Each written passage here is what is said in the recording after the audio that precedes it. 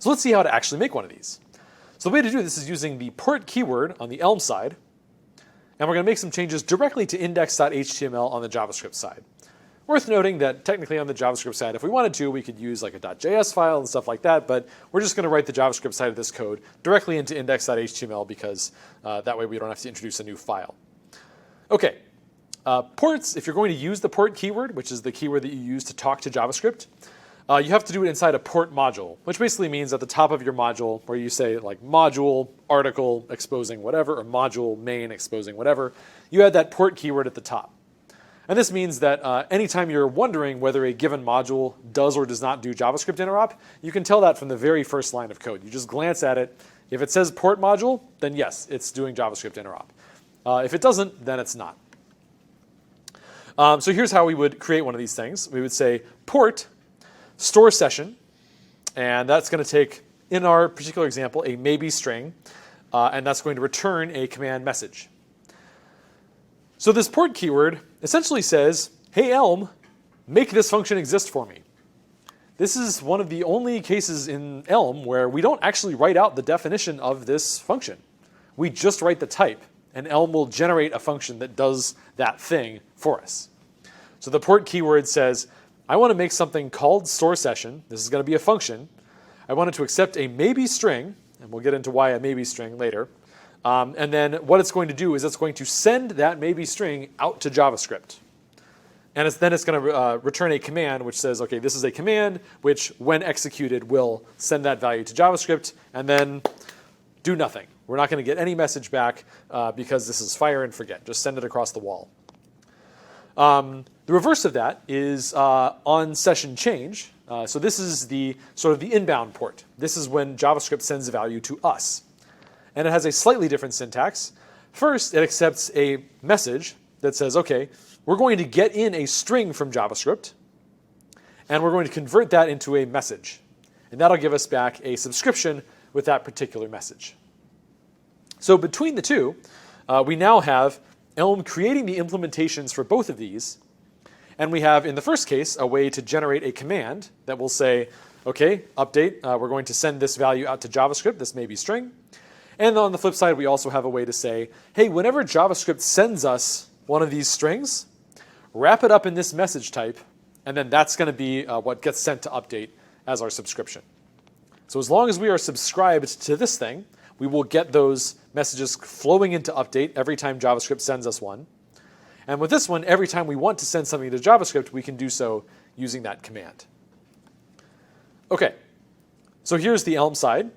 On the JavaScript side, we're going to start with this one line of code, which is basically what we always do to start up an Elm application. We call elm.main.init. We're not really going to talk too much about flags, but essentially flags are a way to get some initial value from JavaScript into Elm on startup. So this is not done with ports. It's done with a separate mechanism. But essentially, it follows the same characteristics as these. These are made available to Elm, these flags, sort of in the same way as when you start up a command line application, you get those flags that are only available on startup, and then if they want, they can use them to get going. In our case, this is just an example of passing in the initial session so that the very first time the page renders, we can know if the user is logged in.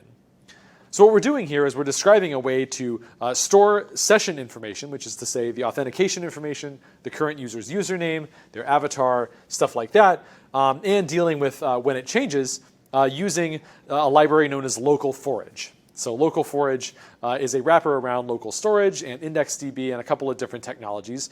And we're going to assume that we have some business requirement to store our session in that. Now, in the actual example of this thing, the SPA example on the real world application, it uses local storage. But for purposes of this exercise, we're going to be using localForage, and we're going to be talking to it using these APIs right here. Okay, so this right here starts up our Elm application. And here's how we subscribe to this store session command. So we say app.ports, which is basically an object containing all of the ports that we've defined anywhere in our Elm application, .store session, which is to say that name corresponds to the name of the Elm function, .subscribe. And then we pass it a function that says, okay, give me a string, and I will do something with it. So then right in here, we write some JS code, and then every time that command gets run, this JavaScript code will get executed. And it will get executed being passed the string that was passed into this command. Now you might notice that on the Elm side, this is a maybe string, whereas on the JavaScript side, we just said str. Now the reason for that is that if we want to send a null value into JavaScript, this is how we do it. So when we're storing the session, there's really two different use cases that we have there.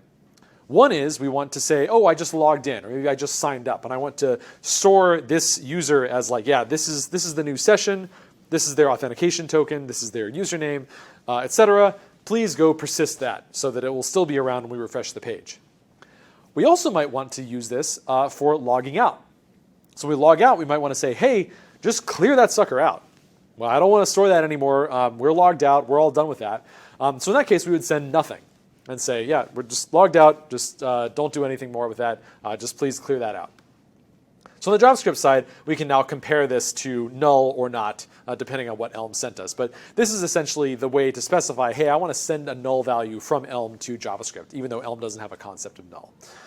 The way that the port keyword works is it knows when you send a maybe and then a primitive like a string, that it means I might be sending it null. If I see nothing, send null. And if I don't see nothing, if I see just, then send that value unwrapped. The same thing on the other side. If we wanted to, we could accept a maybe string from JavaScript and say, oh, perhaps JavaScript is going to send us a null session, which would get converted to nothing in the case of maybe. Okay. So that's setting the thing in the session. So taking that command, and then on the JavaScript side, every time that command gets run from Elm, this callback will fire, and we can do whatever JS code we want. We could write arbitrary JS code here. It can do all the side effects in the world. It can do all the HTTP requests and anything you want. And it's all fine because essentially we've said, yeah, well, this is a command. You know, commands can do that. Commands can actually do whatever. Except in this case, whereas usually it's the Elm runtime executing the side effect or whatever else. In this case, all the Elm runtime is doing is it's firing a JavaScript callback, then it's up to JavaScript to do whatever else it wants. But the fundamental characteristics are still the same.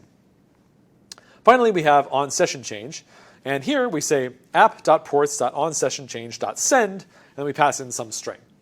So this is JavaScript saying, hey, Elm, here's a piece of information. I'm going to pass this string into you. And then Elm's going to say, great, I've now got that string. Fortunately, I have this handy-dandy function that converts from a string to a message. So I'm going to call this function to convert it into my particular message type. And then that message is going to go straight into update with the current model. And then from there, update, being the brains of our application, is going to do its thing. It's going to handle that message, and it's going to resolve based on whatever we want JavaScript to do. So in the example that we go through, the exercise that we go through, we're going to use localForage to detect whenever the session changes, which could be because it changed in a different tab. Right? That's something that can happen with browser persistence, is you have multiple tabs open. Somebody logs out in one, and you want to be logged out in all of them. And then since each of those are going to be subscribed to changes in the session, that's going to be immediately reflected as soon as the logout actually happens. Okay. Cool. So that's what we're sort of building up to is storing session data in localForage. The localForage API is very simple, so I'm just going to cover it very quickly. Here's how it works. You say localForage.getItem, which is to say, some key value. Local storage is a key value store. So you pass it the key, which in our case is going to be the string session. And then it runs a callback that says, oh, I obtained the value at that key, which might be null if it was missing. And then you run the code in that callback. So that's in here. This is where we would say app.ports.onSessionChange.send. Also, you can set item. Very similar API, except here we're giving it a key and a value that we want to store inside the storage system. And that also takes a callback, which will execute based on whatever it's doing. I've already written these into index.html, so there's no need to actually change these things. But if you want to go look inside index.html, you can do that just to see how things are wired up. And that'll be important to know what names to use for the ports, because the port names need to correspond to the names being used on the JavaScript side. Okay. One last note about JavaScript interop via ports. There's a very important question to ask, which is who owns this particular piece of state? We're going to cover this topic in more depth in the advanced course, but it's very important not to have multiple sources of truth as to who's in charge of that state. We really want it to be either Elm's in charge of this particular piece of state or JavaScript is. In the case of our session, we've made a conscious decision. We say, you know what? This session lives in localForage. It is localForage's job to manage that session. We're going to just sort of cache the current session in the model because we don't want to have to go and make a round trip and say, hey, JavaScript, what's the current value? What's the current value? What's the current value? But it is just a cache on top of that. We view the source of truth as localForage. And it's important to pick one. If you sort of try to pick two and say like, well, Elm's kind of in charge of it, but then also JavaScript's kind of in charge of it, you can end up with some really unfortunate bugs. So definitely important from a design perspective to sort of pick one or the other. Okay, in the case of localForage, JavaScript owns the state and Elm is just going to cache it. Cool, so we talked about subscriptions, which look like this. They're sort of like the inverse of commands. They look like sub message instead of command message. We talked about some of the important guarantees that Elm wants to preserve such that all functions are pure. And we want to preserve those guarantees while we are interoperating with JavaScript, which has a different set of guarantees that it abides by. We talked about how to send data to JavaScript using a port that results in a command message that will send that data out to JavaScript. And if JavaScript has wired up a callback to that, then that callback will execute, receiving whatever value that we sent over the wall to it. And finally, we talked about how to receive data from JavaScript by specifying a port that deals with a function that returns a message based on whatever value we got from JavaScript, and then a subscription, which in turn says every time we get one of these from JavaScript, we're going to feed that to update, and then update's going to do its thing.